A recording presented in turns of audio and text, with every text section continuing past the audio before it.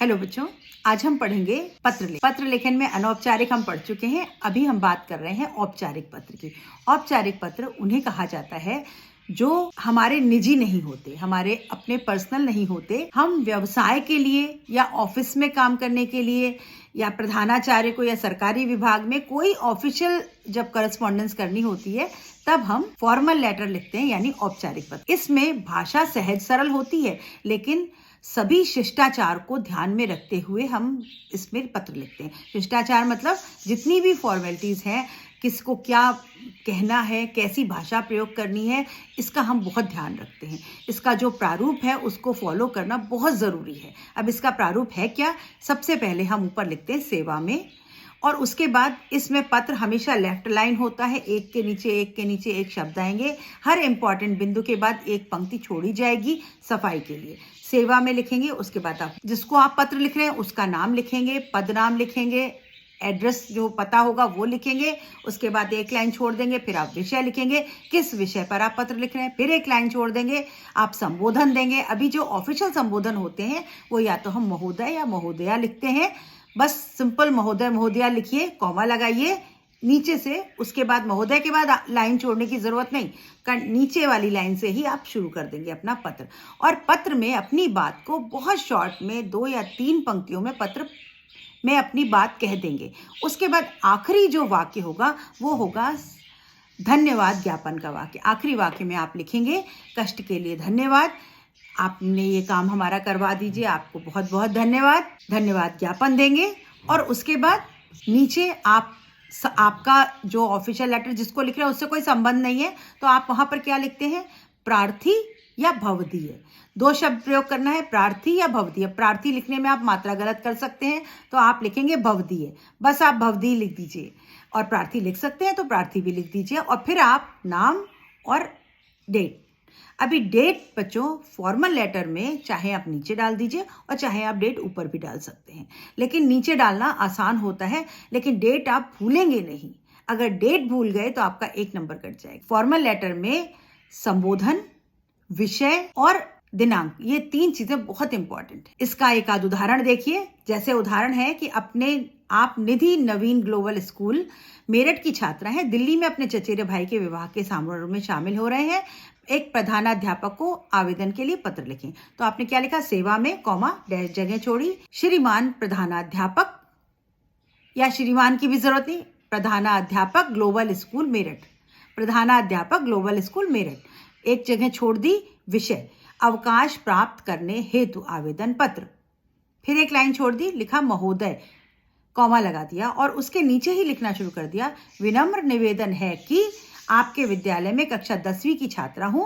मुझे यह बताते हुए अत्यंत खुशी हो रही है कि मेरी चचेरी बहन की शादी तय हो गई है और विवाह समारोह दिनांक इसको है, दिल्ली में है। यह हमारे परिवार की पहली शादी है जिसमें परिवार के, अभी इतनी बात भी लिखने की जरूरत नहीं है बच्चों, आप बस ये लिख सकते हैं ये शादी है और इसमें मेरा जाना आवश्यक है, तो कृपया 15 से 25 तक का अवकाश मैं लेना चाहती हूँ। अतः आपसे निवेदन है कि उक्त दिनांक तक मुझे अवकाश प्रदान करने की कृपा करें, धन्यवाद। एक लाइन नीचे आप पैराग्राफ चेंज कर सकते हैं, नहीं भी करेंगे तो कोई दिक्कत नहीं है, पैराग्राफ चेंज करिए। अतः आपसे निवेदन है कि मुझे इतने दिनों का अवकाश देने की कृपा करें, और नीचे लिख दिया धन्यवाद पूर्ण विराम। फिर एक लाइन छोड़ दिया आपने और लिखा आपकी आज्ञाकारी छात्रा, और आपका नाम क्या है? काकागा, और डेट डाल दी। रोल नंबर लिखना चाहे क्लास कक्षा 10, रोल नंबर और दिनांक, डेट डाल दिया आपने जिस दिन आप पत्र लिख रहे हैं। तो ये इसका फॉर्मेट है। अभी बच्चों पत्र को, जो फॉर्मल लेटर्स होते हैं उनको लिखने की कुछ तरकीब है, कुछ ट्रिक्स हैं। वो ट्रिक अगर आप इस्तेमाल करेंगे तो आप कोई भी लेटर आ जाए, कोई भी टॉपिक आ जाए, आप उसका आराम से लेटर लिख सकते हैं। क्या है तरीका? सेवा में लिखेंगे, कॉमा लगाएंगे। जो बुक किताब में आपके दिया हुआ है, मान लीजिए दिया है कि बिजली की कोई कटौती हो रही है तो आपको एक एप्लीकेशन डालनी है, प्रार्थना पत्र देना है। पानी के लिए पाइप टूट गया है, आपको देना है। आपके सड़कें टूटी हुई हैं, आपको कोई पत्र लिखना है। तो अभी आपको ये याद करना है कि अगर पानी से संबंधित है तो आप लिख देंगे जल विभाग, मुख्य अधिकारी जल विभाग। बिजली की है, मुख्य अधिकारी बिजली विभाग। सड़क से टूटी है, मुख्य अधिकारी नगर निगम। आपको ये पता नहीं चाहिए काम कौन करता है, मुख्य अधिकारी स्वास्थ्य विभाग। अगर आप इतना लिख देंगे, आपको नहीं पता कि वहां के मुख्य अधिकारी को क्या पद होता है, तो आप बस लिख दीजिए मुख्य अधिकारी और विभाग का नाम और शहर, कोई भी शहर। अब सबसे आसान क्या है, आप वो लिख सकते हैं, आगरा लिख दीजिए, दिल्ली लिखना आता है दिल्ली लिख दीजिए, कोई भी। अगर पत्र में दिया है दिल्ली तो दिल्ली ही लिखना पड़ेगा, नहीं तो आप वो लिख दीजिए जो आप आसानी से, कटक लिख दीजिए, का टा का, उसमें कोई मात्रा नहीं, कोई गलती नहीं होगी। पता लिख दिया, विषय लिख दिया। विषय के लिए हम क्या क्या प्रयोग करते हैं, के लिए, संबंध में या हेतु, ये 3 शब्द प्रयोग करते हुए आप कोई भी विषय लिख सकते हैं। अवकाश प्राप्त करने हेतु, अवकाश प्राप्त करने के लिए, अवकाश प्राप्त करने के संबंध। पाइप की मरम्मत के हेतु, पाइप की मरम्मत के संबंध में, पाइप की मरम्मत के लिए। बिजली की कटौती रोकने के लिए, बिजली की कटौती रोकने के संबंध में, बिजली की कटौती के हेतु। यानी आप ये 3 शब्दों को प्रयोग करते हुए कोई भी विषय बना सकते हैं। विषय छोटा होता है, बिल्कुल टू द पॉइंट होता है, बहुत छोटा। उसके बाद आपने महोदय लिखा, कॉमा लगाया। आप जो पहला वाक्य शुरू करेंगे वो आप क्या क्या लिख सकते हैं, 2-3 बातें, 2-3 वाक्य याद करिए। सविनय निवेदन है कि, विनम्र निवेदन है कि, एक जागरूक नागरिक होने के नाते मैं ये आपका ध्यान इस ओर आकर्षित करना चाहता हूं कि, ये 2-3 वाक्य अगर आप याद कर लें तो किसी भी तरह का पत्र आप लिख सकते हैं। और फिर आप अपने पत्र में मैटर लिखेंगे। मैटर का कैसे करेंगे, जो प्रश्न में लिखा हुआ है वही प्रश्न से आप अपना मैटर उठाएंगे कि ये तकलीफ है और ये इसका हम उपाय चाहते हैं, तो कृपया हमारी मदद करने का कष्ट करें।